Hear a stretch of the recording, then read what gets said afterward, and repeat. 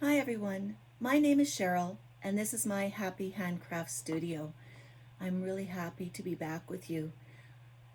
There was some question in my mind if I would return. I was having trouble with my app for downloading to YouTube Studio. Hopefully this recording is not in vain. So today's August 15th and what I've been up to.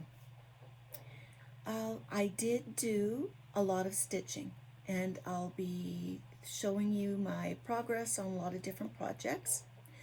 I've also been golfing. I'm in a regular golf league that I take part in, and I've been able to go out, several times over the last few weeks, which has been great. Not as great right now because we are really being challenged with the smoke coming from the BC fires. Our smoke air quality index is at an 8 right now, which means you really shouldn't be spending much time outdoors. So that's good reason to be inside and to be recording this. I've been busy preparing for our Ujamagramma Bags, Babies, and Beyond charity event that takes place in October. The dates are October 15th and October 16th. This is where we sell all kinds of handbags, wallets, backpacks. We also sell all kinds of things for children, things children can wear or play with. As well, we have a huge home decor section and seasonal. So just because it's in October, it's a great time to start that Christmas shopping.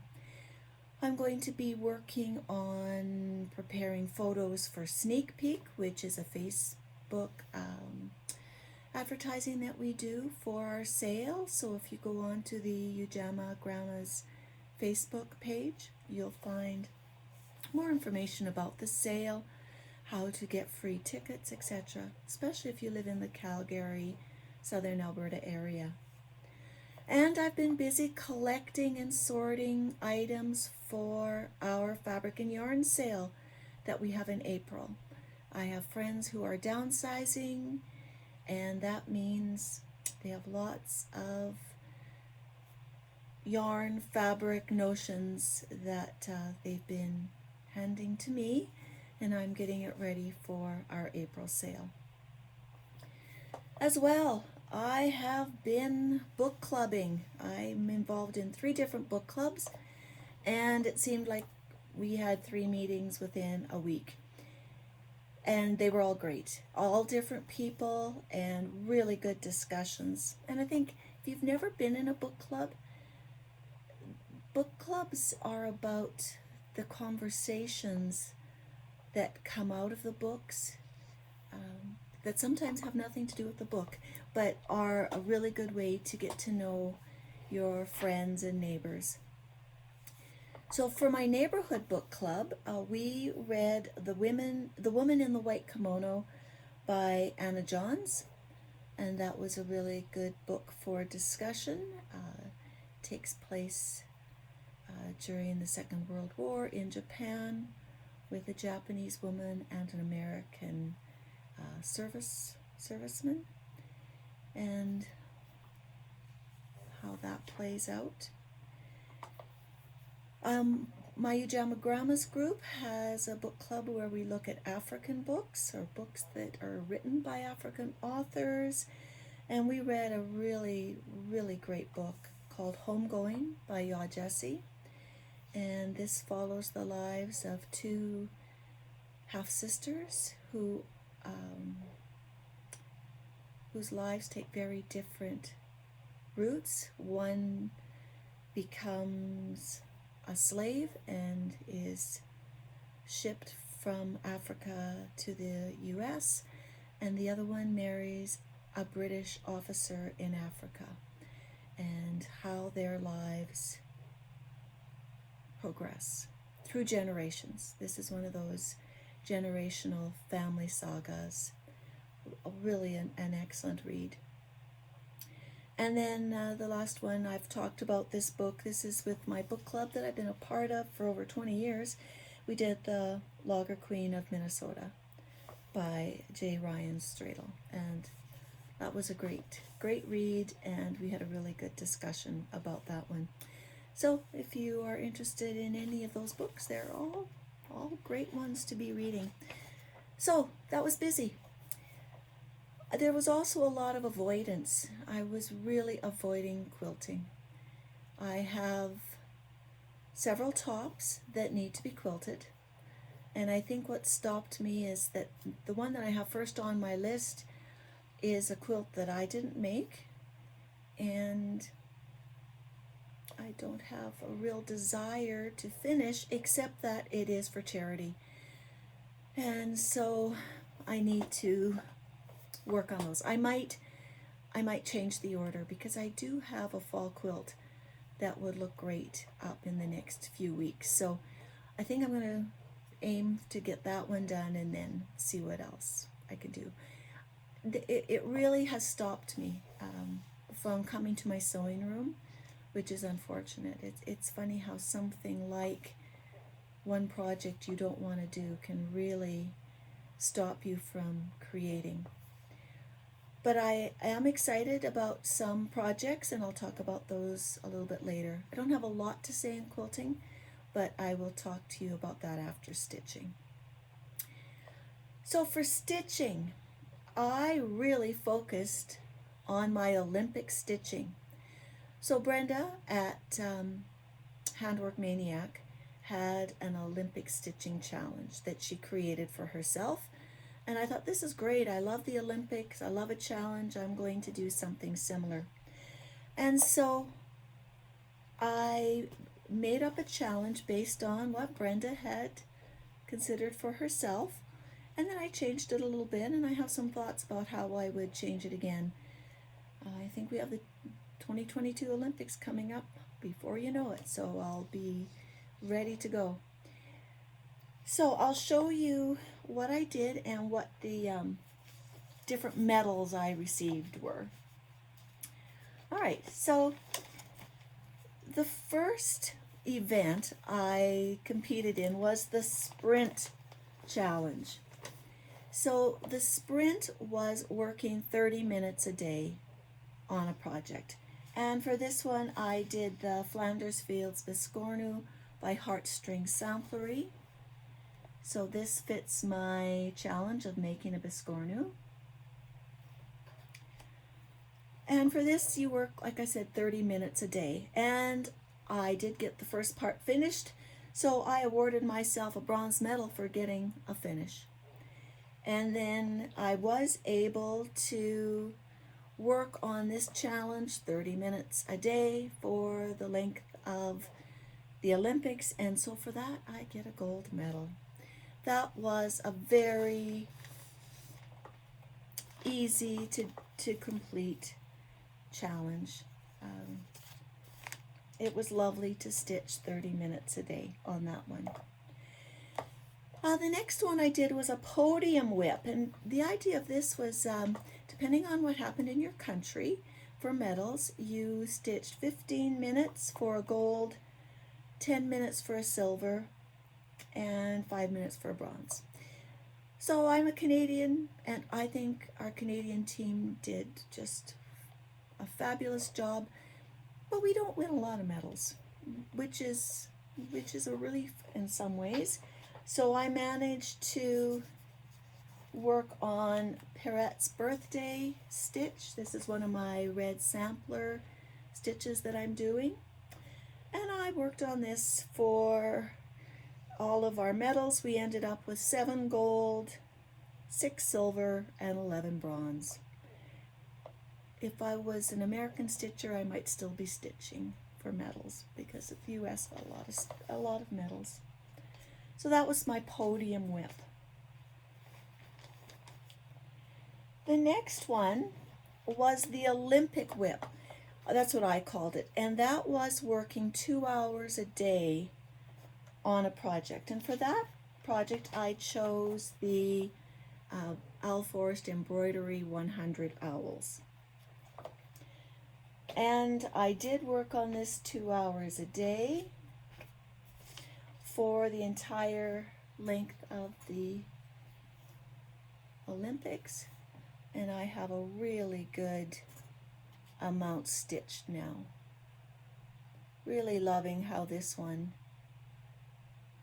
is turning out. I'm at, I think, 68 owls completed now. So I'm really enjoying this one.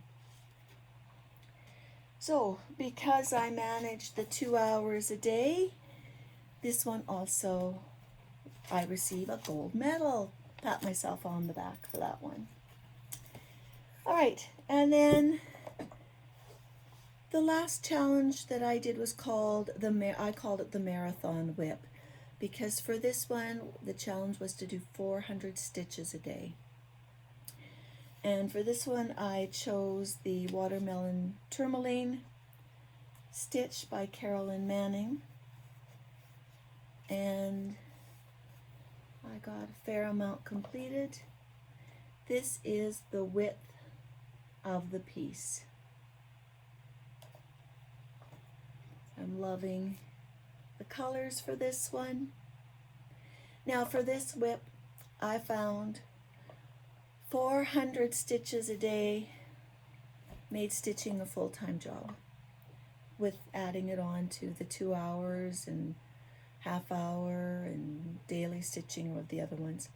And so for this one, I didn't get the 400 stitches a day. But when I added up what I did, so there were some days I didn't do it at all, and some days I would do 280, 140. I ended up averaging 243 stitches a day on that one, which was a bronze medal. So I ended up with 2 gold and 2 bronze, and I think I did a great job. So I think what was missing for a challenge is there should have been a fitness challenge in there as well. I should have put something like walk 2,000 steps, or go for 2 20-minute walks a day, something like that, to really help with the whole spirit of the Olympics and the fitness of it. But I got a lot of stitching done, so that was great. And I saw some of the most amazing athletes. I saw sports I'd never seen before, the skateboarding, down ramps, surfing, the wall climbing. Really, really interesting to see all the different sports. And on Canadian TV, and I imagine would be the same in other countries, there was a lot of background about our athletes, about the struggles that they have worked through to become world-class athletes. So that was great too. I love that. So Olympics is over, and so I went to Semi-Sane Stitchers and worked on, so I'm working on 2 challenges there in August. One was the focus piece, which is my Watermelon Tourmaline. Every 1,000 stitches I record my progress. And the other one is Uno, kind of like the game Uno. And I have four different stitches that I'm working on. And depending on the spinner, it tells me what I'm going to be working on each day. Well, the spinner has really been favoring number 1, whip number 1, which is great because that is my Talavera. And Talavera is just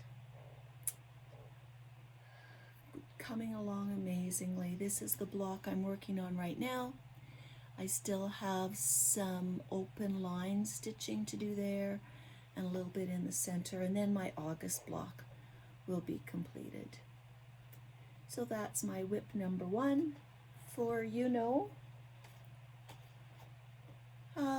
This second one for is 100 Owls, so I'm working on that one there. Number 3 is Flanders Fields Biscornu, so I'm getting more stitches on that one.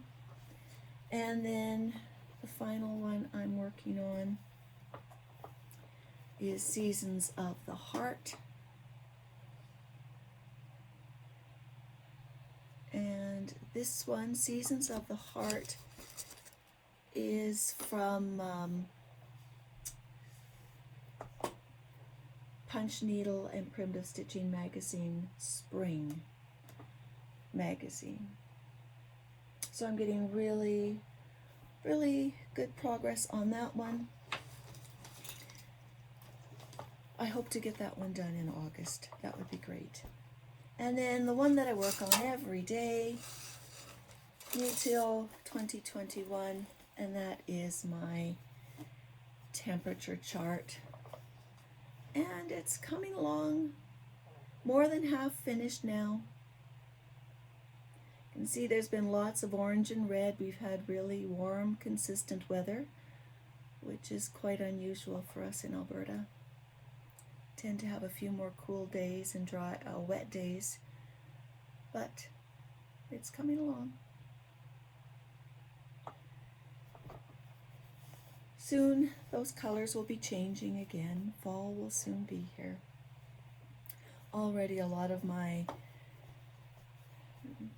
plants on my deck are starting to get tired. They've had enough of the summer and the summer weather. So I'll have to start getting some fall plants out for decoration. So my big plan for stitching is to have less whips. Now I know I'm one of the stitchers that has very few whips. They're all on this one board. I have 11 of them. But I'm finding that for me 11 is too many. Like, I really want to get some done so that I will feel good about adding some more in.